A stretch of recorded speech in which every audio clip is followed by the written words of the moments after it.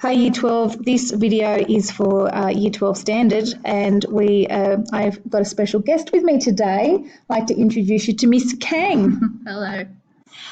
So I've invited Miss Kang to come along and join in the video so that we can have a look at the rubric and have a look at how we can find connections between the rubric and your prescribed text, which is Past the Shallows.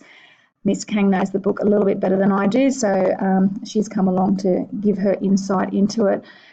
So when we look at the rubric up here, the first thing that we notice is that we have to be talking about how the text represent the individual and the individual and collective human experiences. So I suppose, Miss Kang, that's the first question: is what are the individual experiences in the text, and what are the collective human experiences? I think the first way to break down this particular section of the rubric is to really understand that you can't have an individual and collective human experience being completely separate. Okay. These two go hand in hand, that the individual human experience sort of lends itself to the collective human experience. So especially in Past the Shallows, we see the relationship between the boys. We see the relationship with the boys in family, with environment, with how the environment sort of changes the boys and how their family changes the boys. And that's a really individual experience.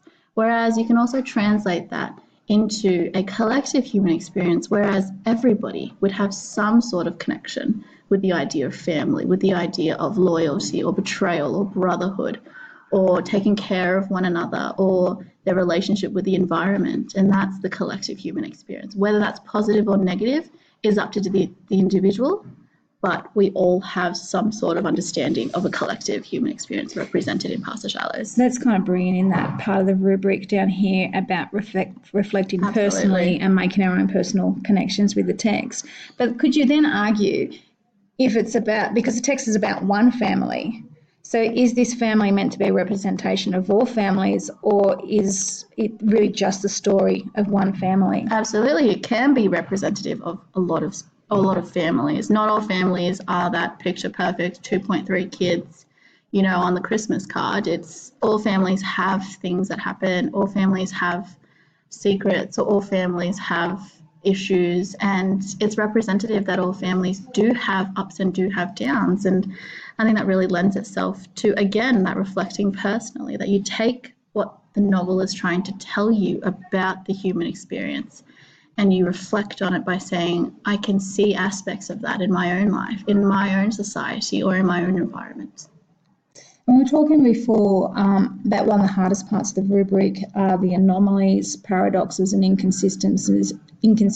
And I know in Advanced English we're struggling with that significantly in that what are those ideas? What is an inconsistency? What is an anomaly? What's a paradox? How do you think they shape themselves within Past the Shallows? Well, I think the important part to also see is that the sentence after is in human behaviour. So it's not so much just in the novel, but it's reflecting in our own human behaviour and motivations. Yeah. So what causes these characters to do some of these things? So the anomalies that are represented in Past the Shallows would be like, for example, Harry, being a small 9-year-old child, goes off and befriends an old man in the woods. That is a very, a very different idea of what we should. Stranger danger. Exactly. And all of that. And George ends up being one of the people in Harry's life that impacts him in the most positive way. Yeah. Right, which is such an anomaly to what we tell children, not to befriend strangers and not to go off into the woods alone. Yeah. And that's the anomaly there. The inconsistency is obviously the father's behaviour. We can't tell what he's going to be like day to day. And the father's attitude and the father's violence is mirrored in the metaphor of the ocean. But as well as that, it's also exacerbated by Jeff. Jeff represents the worst of Dad, and Jeff brings out the worst in Dad. And what Jeff does is whenever Father and Jeff are together, you know that is a sure sign of trouble. You know that there is something that's going to happen, and it's the inconsistency of what's going to happen next and the motivation. Is that what leads to the tragic ending? That's absolutely it, because Father and Jeff are there together. They are there together, and Jeff almost encourages Dad to do some of these things. So does that then become a pattern within the text, and could we say that that's a stylistic feature or a structural feature of the text? And it's a foreshadowing feature. It's every single moment in the novel that is extremely violent, both father and Jeff are present. Wow, I hadn't picked that up before. Yeah. So there you go. So that actually brings us to this part of the rubric then about how the opportunities in text are used to represent human experience, but also this part here about the informed judgments based on the purpose, the structure, the stylistic features. Yeah. Okay, and before we get up to that, then I did have I wanted to talk to you about I haven't read the novel for a while, but I know that when I first read it, I loved just the opening of it and that feeling of the ocean and the water. But I know in the staff room you were talking about it the other day and had some really good insights into why the language is like that. So, and she says, out past the shallows, past the sandy bottom bays comes the dark water, black and cold and roaring, rolling out of the invisible paths. The ancient paths to Bruni or down south along the silent cliffs, the paths out deep to the bird islands that stand tall between nothing but water and sky. Wherever rock comes out of deep water, wherever reef rises up, there is abalone, black lips, soft bodies protected by shell, treasure. It's rather poetic. I know it's verse, but to me it reads like poetry. Yeah. But you were talking about that moment and then the impact of water and what that was meaning for how that was creating meaning. Well, Fable has obviously used water as an extended metaphor here, and water in the ocean, I think, is supposed to represent life and represent the journey of life, right? That you sail out, you start on the beach, and then you go out into the shallows, and then you continue into the deep as you grow more mature, as you develop insights into the world.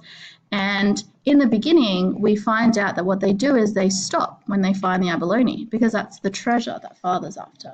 And it also represents that in father's life, in the dad's life, his journey has stopped. He's anchored in this spot. But then you go to the end, and the last, because the book is bookended by the very same little section, what she says at the end is, out past the shallows, past the sandy-bottomed bay, comes the dark water, black and cold and roaring, rolling out an invisible path, a new line for them to follow, to somewhere warm, to somewhere new. So, well, for the father, his life has stopped. He's found the abalone, he's found the treasure, he's anchored, and he's stopped in the roaring cold where the violence grasps him and keeps him there. But for the boys, they've experienced this trauma, but they've decided they are going to push past and continue. They haven't anchored themselves into the violence. They haven't decided to stop and stay trapped, right? Their lives are ever rising and falling like the ocean. And so even though in the end they decide they're going to sail off to Bali or wherever it is they sail off to, they decide the actual decision itself to move beyond what's happened already is the inconsistency between their actions and the father's actions. Oh, that's wonderful. So that actually brings us back up to where we were just before. And it's so we've got these stylistic and structural features that are happening. The repetition, the extended metaphors. The foreshadowing and that bookending. So Year 12, if you aren't aware, bookending of a novel is a structural element, and as the rubric tells us just here, you do need to be writing about that, and that is a form of representation of the human experience. And so as you were saying, that shows us those inconsistencies.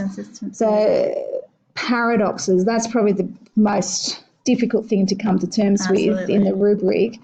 What are the paradoxes of Past the Shallow? The paradoxes in Past the Shallows is, I suppose, it comes back to also the individual and collective human experiences. We all have fathers, whether they, play a very important role in our lives or a somewhat important role, but we all have a fatherly figure, and we all have a accepted societal understanding of what a father figure is supposed to be like.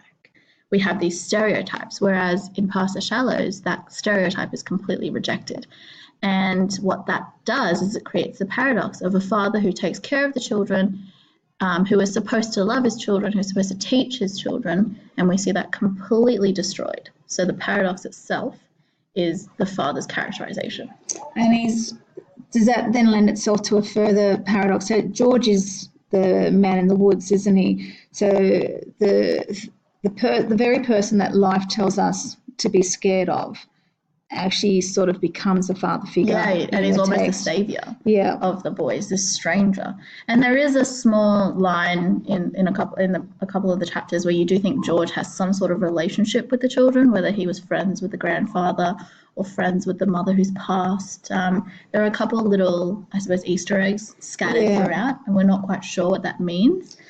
But to Harry, he is a complete stranger. Yeah. And the paradox is this man that he has no idea anything about actually becomes one of the most positive male influences in his life. Well, and I, as a reader, when I read it, not knowing that it was going to be a HSC prescribed text, I, as a reader, found his character challenging to me because he wasn't behaving the way I expected him to behave. I was waiting for something sinister to happen.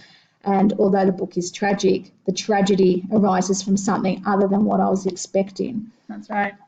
So I suppose Year 12, that also impacts, like, what is your context and what do you bring into the novel yourself?